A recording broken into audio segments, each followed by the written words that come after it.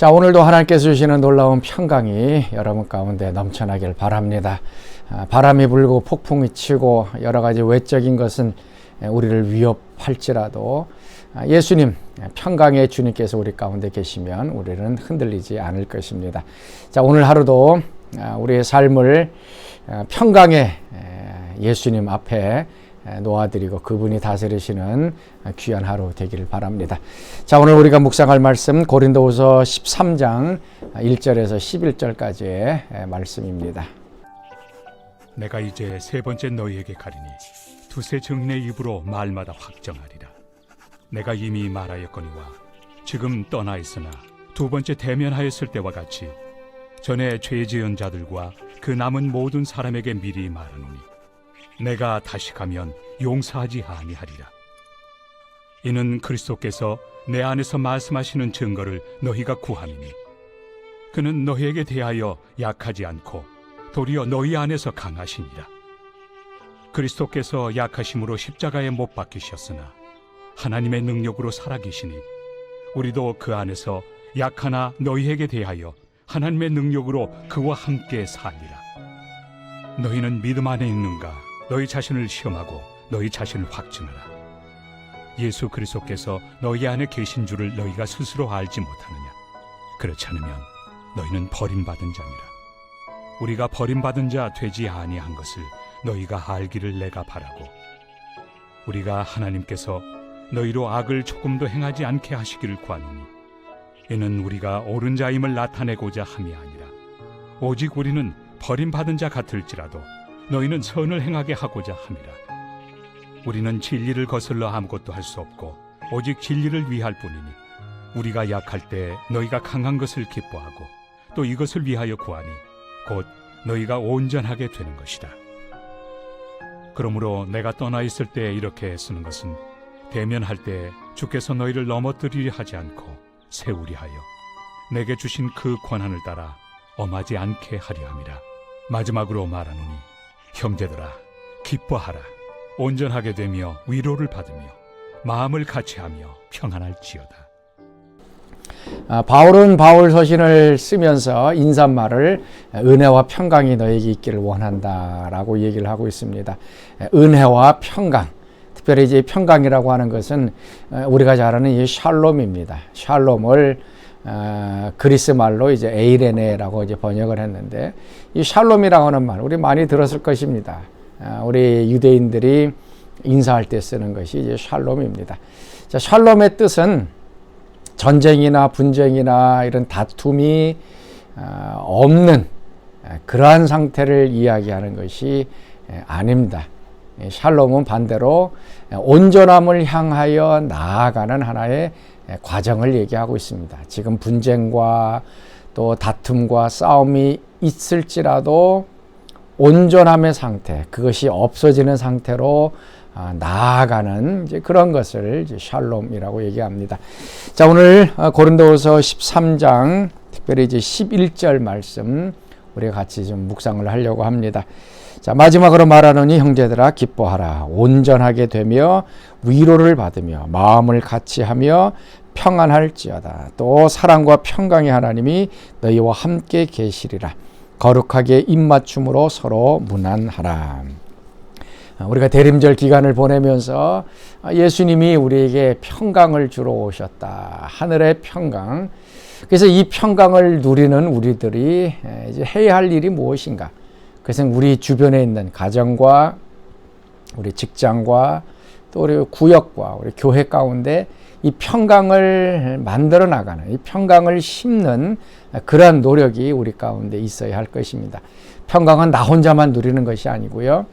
우리 주변에 있는 사람들과 함께 이 샬롬을 만들어 나가는 그러한 작업이 필요합니다. 그래서 먼저 한 5가지를 얘기합니다. 먼저는 온전하게 되며 라고 얘기를 하고 있습니다. 여기서 이 온전하게 된다라는 것은 우리 신앙과 인격의 그 온전함을 얘기를 할 수도 있습니다. 그러나 더 나아가서는 이제 서로 화해한다라고 하는 의미가 여기에 나와 있습니다. 이 온전하게 된다는 것은 갈등, 분쟁, 싸움이 없어지는 것이 아니라 그것이 있는 상황 속에서 화해하는 것, 서로 용서해주고 서로를 덮어주고 화해하는 것으로 나아가는 것이 온전함으로 나아가는 것입니다. 여러분, 우리 가운데는 하나님의 평강이 있습니다. 이 평강을 가진 사람은 화해의 능력이 있습니다. 서로 싸우고 분쟁하고 원수를 맺는다 할지라도 두려워하지 않습니다. 왜냐하면 서로 화해할 수 있는, 먼저 다가가서 손을 내밀고 서로 용서를 구하고 잘못했다고 하고 그러면서 그것이 문제가 해결되어지는 화해의 능력이 우리 가운데 있기 때문에 그렇습니다. 자, 사랑하는 성도 여러분, 우리는 그리스도의 평강을 가진 사람입니다. 그래서 우리는 화해할 수 있는 능력이 우리 가운데 주어졌습니다. 오늘 좀 우리 가운데 분쟁과 또 원수와 싸움 맺는 것이 있다면 이 화해하는 능력을 좀 사용하셔서 온전함으로 나아가는 그런 하루가 되었으면 좋겠습니다. 그리고 두 번째는 위로를 받으며라고 얘기합니다. 서로 위로하고 격려하라는 것입니다. 평강이 우리에게 필요한데 그 평강은 모든 상황, 모든 사람들에게 위로하고 격려하는 것입니다. 특별히 다른 사람들을 세워주는 것이죠. 낙담되고 또 절망되고 싸움으로 혼란스러운 상황 속에서 그 사람을 세워주는 것이 평강을 만들어 나가는 것입니다. 오늘 우리 주변에 있는 것은 어떤 겁니까? 서로 헐뜯고 무너뜨리고 파괴하는 것이 이 세상입니다. 평화가 무너져 내리는 것이죠. 그러나 예수님의 평강을 갖고는 우리들은 서로 이것을 세워주는 역사, 사람들을 위로하고 격려해주는 그러한 능력이 우리 가운데 있습니다. 그리고 세 번째는 마음을 같이 하며라고 얘기하고 있습니다. 더 쉬운 얘기를 하면 하모니를 이루라라고 하는 얘기입니다. 평강은 다른 게 아닙니다. 한 마음을 품을 뿐만 아니라 서로 다른 생각, 또 다른 관점, 다른 목소리를 가지고 있을지라도 하모니를 이룰 수 있는 것, 이것이 바로 화평이고 평강입니다. 특별히 우리가 이제 성가대 합창을 하다 보면 유니송으로 같이 부를 때가 있습니다. 그것은 한 목소리로 웅장하게 나오죠. 그렇지만은 화음으로 나올 때가 있어요. 내 옆에 있는 파트에서는 내 목소리와 다른 음을 냅니다. 그러나 그것이 불협이 아니라 다른 목소리지만 그것이 섞여질 때 아름다운 화음이 이루어집니다. 바로 이것이 평강입니다. 오늘 우리 주변에 나와 생각이 틀리고 관점이 틀리고 다른 목소리를 낸다 할지라도 그것을 통하여 하모니를 이루는, 조화를 이루는 그런 노력이 우리 가운데 있어질 수 있기를 바랍니다. 그리고 더 나아가서는 평안할지어다 라고 얘기하고 다섯 번째, 서로 무난하라 라고 얘기하고 있습니다. 서로 무난하라. 평강은 서로 무난하고 안부를 묻고 인사하는 것입니다. 우리가 인사할 때 하는 게 뭐니까 편안하셨습니까? 안녕하셨습니까? 라고 묻는 것이죠. 우리 오늘 입술을 통해서 주변에 있는 사람들에게 좀 무난했으면 좋겠습니다. 그리스도의 평강이 당신에게 있기를 원합니다. 그리스도의 이 평화가, 하늘의 평화가 여러분 가운데 있기를 원합니다. 우리가 입술로 인사할 때 그 입술을 통해서 사람들 가운데 평강이 있을 것입니다.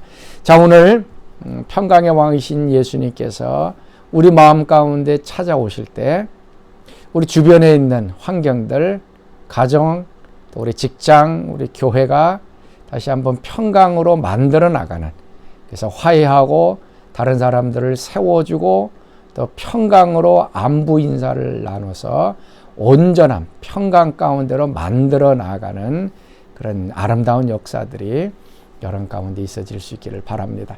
자, 우리 같이 기도하겠습니다. 하나님 감사합니다. 오늘도 우리 주변에 싸움과 분쟁이 없어지는 것이 아니라 그 상황 속에서도 평강으로 나아가도록 우리가 노력하게 하시고 화모니를 이루게 하여 주시고 다른 사람들을 세워주는 복된 하루 되게 하여 주옵소서. 이제는 우리 주 예수 그리스도의 은혜와 하나님의 그 크신 사랑하심과 성령의 교통과 기름 부으심이 오늘 새벽 말씀에 참여한 사랑하는 성도들 가운데 오늘 하루 늘 항상 함께 하시기를 간절히 축원하옵나이다. 아멘.